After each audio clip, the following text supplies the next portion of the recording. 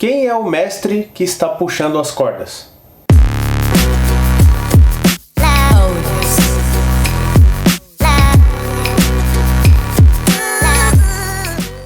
E aí, granudos? Eu sou o Wallace e hoje vamos falar sobre o segundo episódio da terceira temporada de Westworld. Então, se você não viu ainda o episódio, cuidado que nesse vídeo aqui terão spoilers, beleza? Se você não é inscrito no canal ainda, se inscreva, não deixa de clicar no sininho para não perder nenhuma notificação. E também agora, nesse período de quarentena, vou começar a fazer lives constantes lá no Twitch. Então segue a gente lá, twitch.tv/osgranudos. Então vai lá e segue, beleza? Então, bora falar sobre a série. Por um breve momento eu achei que a série ia jogar tudo pro alto e voltar a ser uma salada de novo, bem confusa de entender, mas felizmente não. Esse episódio foca principalmente em dois personagens, que é a Maeve e o Bernard. Bom, vamos começar pela Maeve. Ela foi o motivo de eu ficar com receio de que mais uma vez a gente ia ver ela num parque novo e que a história ia começar a se arrastar um pouco e não ia chegar a canto algum. Que foi o que eu acho que aconteceu um pouco na segunda temporada, com aquele Shogun World. Apesar de ter sido bem legal ver num ambiente de samurais e tudo mais, eu acho que a história se arrastou um pouco naquele momento ali. Mas esse War World aí que nós vemos, né, que é baseado numa cidade da Itália, tal, na época da ocupação nazista, nós vemos que ele é uma simulação dentro de uma simulação. Então isso já é a segunda vez que a gente vê esse tema sendo lançado pra gente aí na temporada, certo? Acho que vale a pena a gente começar a prestar mais atenção nas dicas que a série está nos passando sobre esse tema. Então, voltando pra Maeve, eu achei muito legal a questão dela já começar autoconsciente, né? Ela já se lembra de tudo que aconteceu e tal. Encontra o Hector, que eu acho que foi bem legal a gente rever ele, né? Eu acho que o Rodrigo Santoro tá muito legal no papel e eu gostaria que ele aparecesse mais na série, apesar de ser um pouco difícil de acreditar que isso vai acontecer, dado o destino do personagem dele nesse episódio, né? Mas eu acho que foi legal essa parte dela achando que ele também estava se lembrando e eles começam a fugir e tal. E aí na hora que ele chama ela de Isabela, você percebe que ele também está ainda dentro de um loop, né? E ela também percebe isso. Uma coisa legal de mencionar é que Isabela era o nome da amada dele, que ele sempre falava nas histórias quando ele estava em Westworld também, né? Ele falava de uma pessoa chamada Isabela. Então é legal ver que se mantém aí essa história dele. Outro personagem que foi interessante rever também foi o Sizemore, que eu fiquei bem triste na segunda temporada quando ele morreu, porque eu acho que ele foi um personagem que evoluiu bastante ao longo da temporada, e nesse episódio aí a minha esperança foi jogada lá pra cima e depois estraçalhada no chão, né? Porque você acha que ele tinha conseguido sobreviver, mas na verdade viu que ele também fazia parte da simulação. Agora um easter egg que é bem legal de mencionar nessas cenas aí da Maeve é uma referência a Game of Thrones, né? Acho que a maioria das pessoas percebeu isso, que no momento que ela tá andando nas instalações lá da Delos, você vê dois caras aí conversando, né, falando, eu consegui fazer um negócio aí, vendi ele e tal, e aí você vê que é o Drogon que tá do lado dele. Mas será que você sabia que aqueles dois caras que estavam conversando ali eram os produtores da série? E vou mais além ainda, tem um easter egg ainda mais legal. Eles estão conversando falando que conseguiram fazer um negócio lá e conseguiram vender o dragão para uma startup numa ilha na Costa Rica. Essa ilha na Costa Rica pode muito bem ser a ilha Nublar do Jurassic Park. E por que eu tô falando isso? Porque o autor do livro Jurassic Park, o Michael Crichton, ele também foi o cara que escreveu e dirigiu o primeiro filme de Westworld, o filme original. Então também é um outro easter egg bem bacana aí que eu acho que a maioria das pessoas pode não ter pego. Antes de partir para o Bernard, tem mais uma cena que eu acho legal mencionar aqui, que é a cena onde a Maeve consegue escapar da simulação e controlar um robô para poder arrancar o próprio globo lá de consciência dela, né, daqueles servidores lá onde ela estava presa. Eu acho que essa cena foi muito criativa, ela conseguindo tomar o controle do robô e aí você começa a ver tudo em primeira pessoa, deu muito a aparência de um videogame, né? Eu acho que é outro tema que a série também tem batido bastante, não só nessa temporada, desde sempre, né? Porque o Westworld sempre foi parecido com um grande jogo de mundo aberto, onde você interage com os NPCs aí e faz quests, né? Então eu acho que é legal ver esses paralelos que a série traça com os jogos. Agora falando do Bernard, a gente vê que ele tá super paranoico em tentar descobrir se a Dolores está manipulando ele ou não, né? No primeiro episódio ele tava fazendo um check-up lá, tentando descobrir isso, e aí nesse segundo episódio você vê que ele tá usando outros equipamentos, porque ele pensa, bom, se a Dolores está me manipulando, ela vai pensar que eu posso tentar fazer um scan em mim mesmo, e eu vou deixar passar alguma coisa propositalmente, porque ela já deve ter pensado nessa possibilidade. Então, tá bem interessante ver todo esse questionamento que ele tá passando. Agora, uma coisa que eu achei estranho é que essa jornada dele nesse segundo episódio aí, eu achei que foi muito fácil, sabe? No final do primeiro episódio, né, ele conversa com um carinha lá pra poder levar ele lá pra ilha de Westworld, e eu achei que ia ser alguma jornada que ele ia passar por algumas dificuldades, que ia encontrar algum tipo de resistência, eu ia, sei lá, algum perrengue, né, pra não falar outra palavra.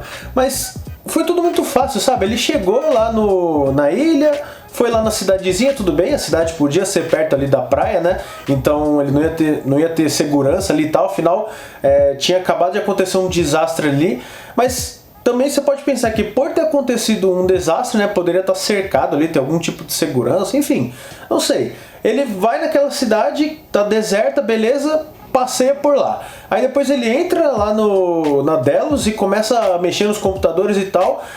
Antes disso ele consegue ir até o bunker e encontra o Stubbs, né, parado lá. E a gente descobre que o Stubbs, que é aquele segurança e tudo mais, ele também é um androide. Então, cara, será que ele era um androide desde o início ou será que ele foi plantado ali? Enfim, meio papinho mole aquela conversa dele de que eu falhei na minha missão, eu tentei me matar, só que eu não consegui me matar, e aí foi super fácil de conseguir recuperar ele também, né? Se ele tivesse tentado se matar de verdade, talvez os danos seriam irreparáveis, né? Mas enfim. E aí o Bernard encontra ele, consegue consertar ele começa a ajudar o Bernard, porque diz que a missão dele é proteger o Bernard. A luta dele tentando defender o Bernard enquanto ele faz o scan, né? Eu achei super, tipo...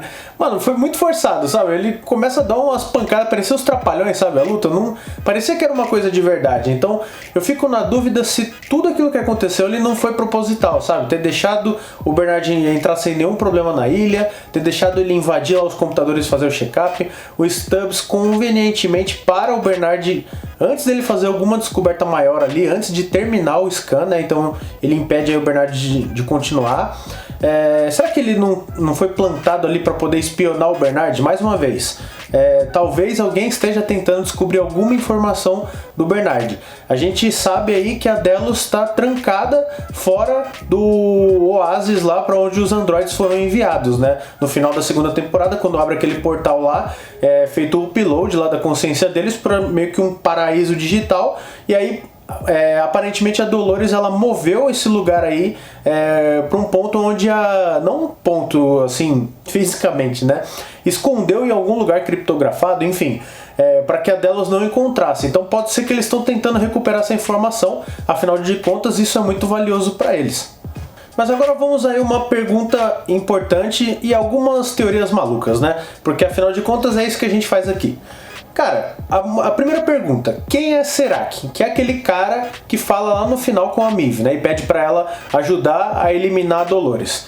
Qual que é o propósito desse cara? A gente sabe aí que ele tá a serviço, né, do Rehoboam, que é aquele super computador lá, inteligência artificial. E por falar no Rehoboam, uma coisa que é legal também mencionar, que eu não fiz no último vídeo, é comentar sobre aquelas cenas de transição que às vezes acontecem aí durante o episódio, né, que mostra um círculo negro, né, sempre mostrando algum tipo de divergência detectada. Para quem não entendeu o que é aquilo é uma visualização do funcionamento do Rehoboam. Cada um daqueles pontos negros ali representa uma pessoa no mundo, e aqueles pontos de divergência que ele encontra são coisas que ele não conseguiu prever nas projeções e cálculos dele. Ou seja, a própria Dolores não era um fator que ele conseguiu considerar nas equações dele.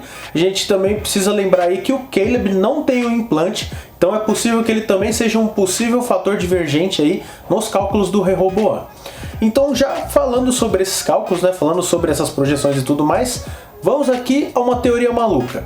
Cara, E se tudo isso que a gente está vendo, vamos lembrar aí que já 2 vezes a gente viu nessa temporada falando sobre simulação dentro de simulação. A gente viu nesse episódio também mostrando que uma simulação pode rodar um tempo diferente do mundo real, e a gente viu que uma simulação pode entrar em colapso quando você faz ela trabalhar com situações mais complexas do que ela está preparada, certo?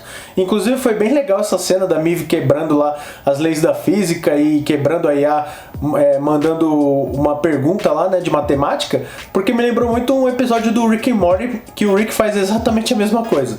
Mas voltando aí para a teoria, nós temos um supercomputador que designa loops aí para os humanos hoje e é essencial para a sociedade. Será que o que nós estamos vendo hoje mesmo é o mundo real ou é uma rodada de simulações aí dessa super máquina? A gente está vendo uma das milhões e milhões de projeções que ele faz para poder fazer os cálculos e decidir o que é melhor para a sociedade. Será que a gente não está vendo só uma dessas projeções dela e não está vendo realmente o mundo real? Ou será que parte das cenas que a gente está vendo nessa temporada se passam nas projeções dela e uma parte seja no mundo real mesmo? Eu acho que, apesar disso ser uma tremenda de uma maluquice, vale a pena ser considerado, né? Dado tudo que está sendo apresentado pra gente aí nesses primeiros episódios. Outra pergunta também que precisamos nos fazer é: o Liam menciona no primeiro episódio que ele não tem mais acesso ao núcleo do Rehoboam, que ele ele teve o acesso dele revogado, né? Quem revogou esse acesso e qual é o propósito?